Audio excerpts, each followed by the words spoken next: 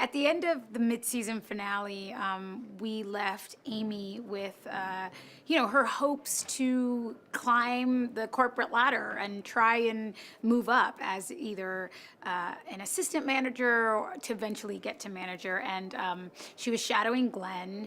She made some mistakes, but at the end of the day, Glenn still gave his recommendation for her. And when we pick up again, Amy is going to the Cloud9 Academy, which is the first step in the training program to become a manager. And it's taken her 15 years of working at Cloud9 to finally think of herself as somebody who should go for it and see, how far she can get. Without giving anything away, I just think there's been so much fun for Amy in this season. There's been so much for her to play between, having another new child, having even more responsibility than before, having to really think about what her future looks like, what her future entails.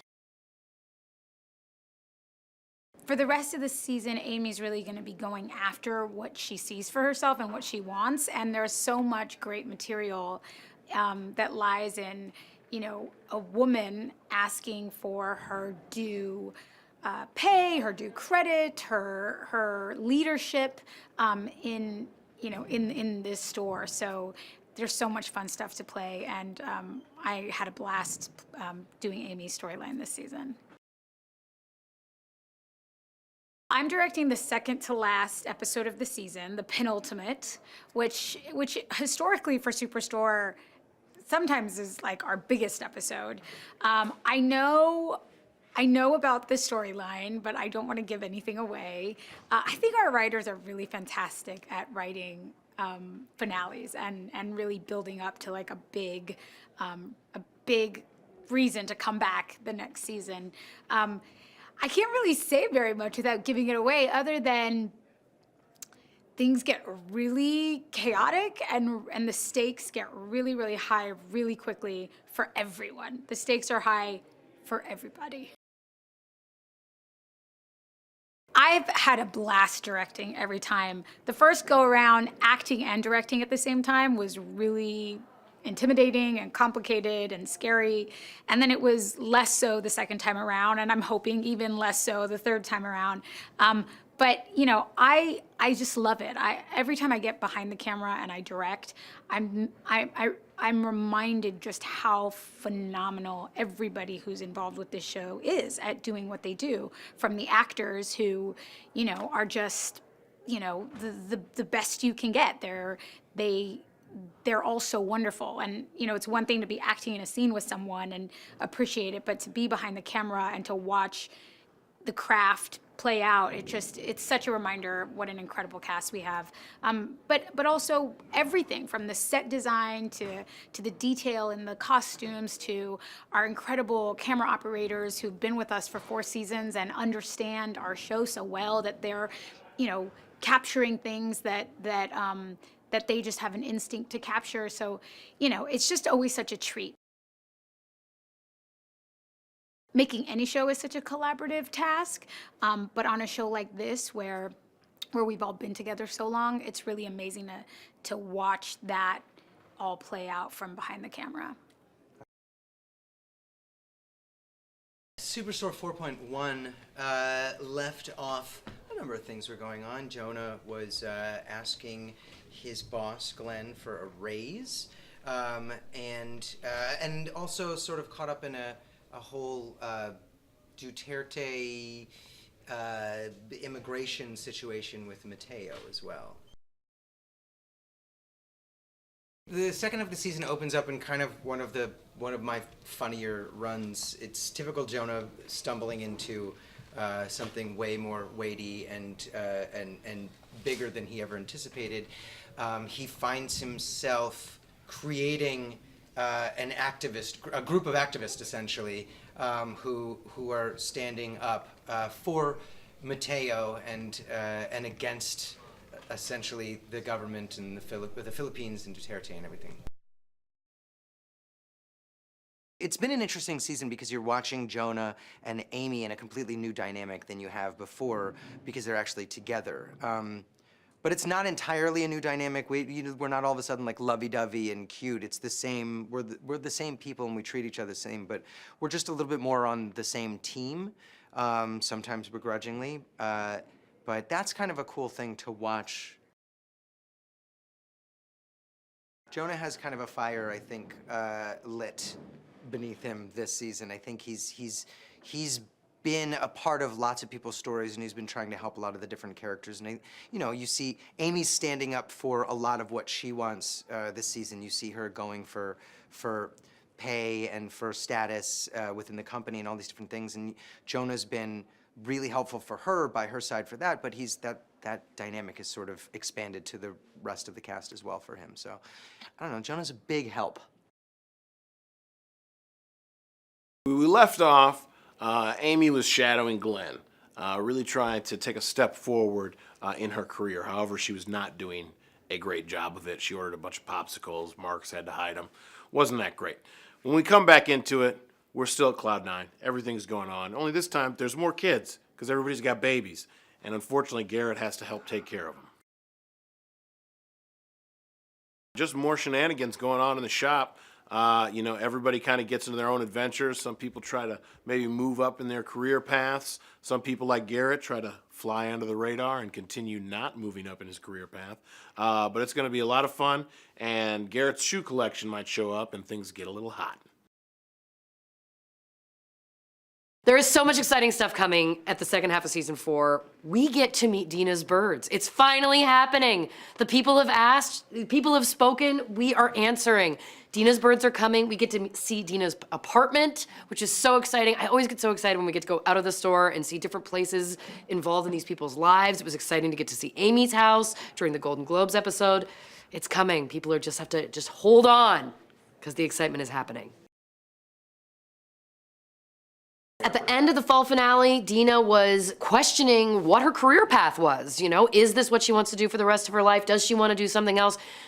It was kind of left in a tenuous spot, but I think what she realizes is that she's very happy where she is. She likes being an assistant manager, she likes the job, and that's kind of where she wants to be. So coming into the next part of season 4, what's exciting, especially in the first episode back, is we get to see her interact with Rose, Glenn's baby. This is maybe the first time we've seen, this is the first time we've seen them together since Rose emerged from Dina.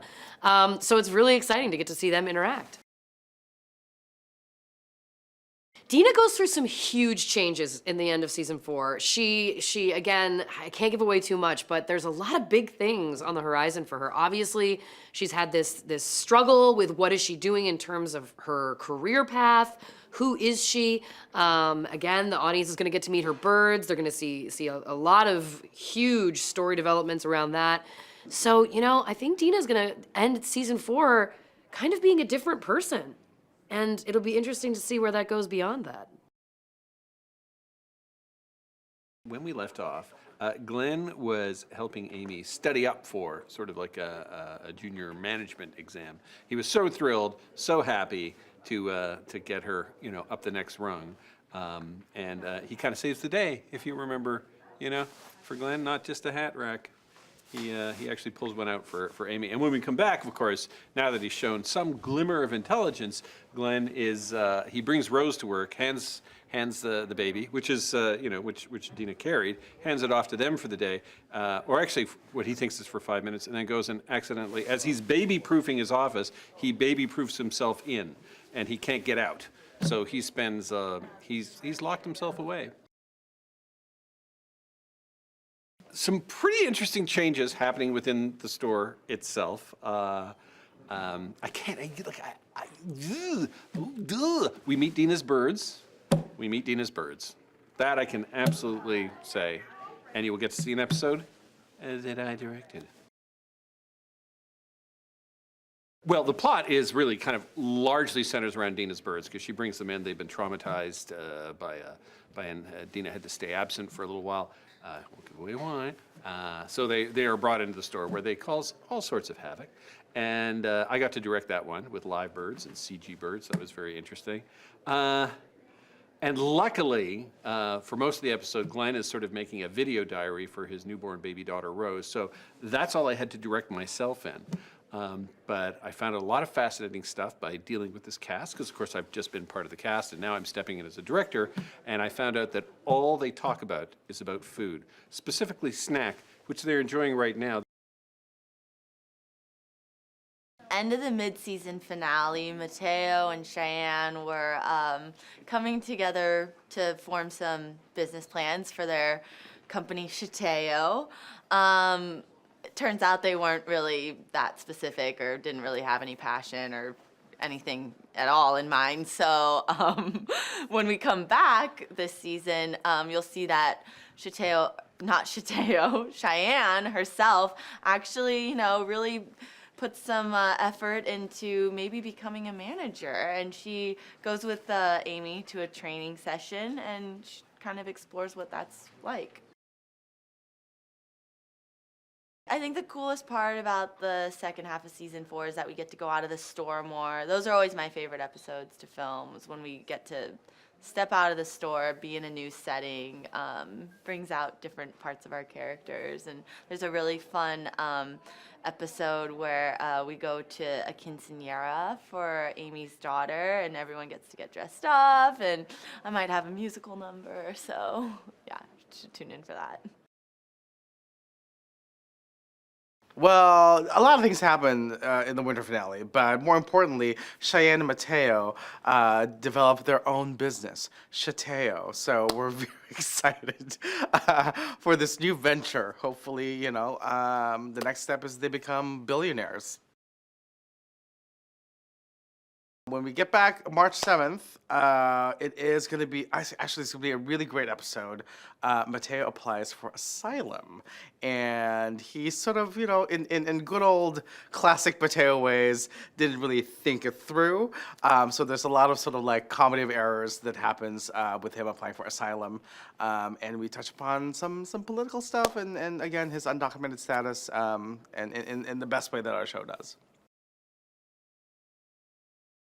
Second half of season 4, oh my gosh, there's so many great things that are happening. We filmed a really awesome Blizzard episode, which we actually created a Blizzard in the backlot of Universal Studios. And I don't know if you know this, but the way they created a Blizzard is basically it's a giant snow cone machine.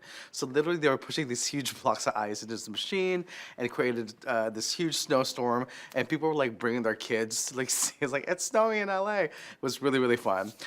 There's also this great episode called Quinceañera, where Amy's, America's character Amy, her daughter is celebrating her quinceañera, and Cheyenne and Mateo just are paired together, and we get to be silly and stupid once again, which I think fans and audiences really love it when Cheyenne and Mateo get together, because it's just, I don't know, we get into some crazy, silly trouble. Sometimes I can't believe we're getting paid for this job, just to be stupid, basically.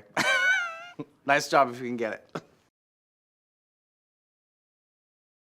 Well, again, we're going to touch upon Mateo's undocumented status. I'm really hoping, we didn't touch upon it this season, but hopefully in future seasons, we are going to get the whole Jeff Mateo thing resolved, because the fans have been asking what's happening between Jeff and Mateo, and I'm like, I don't know. Your guess is as good as mine.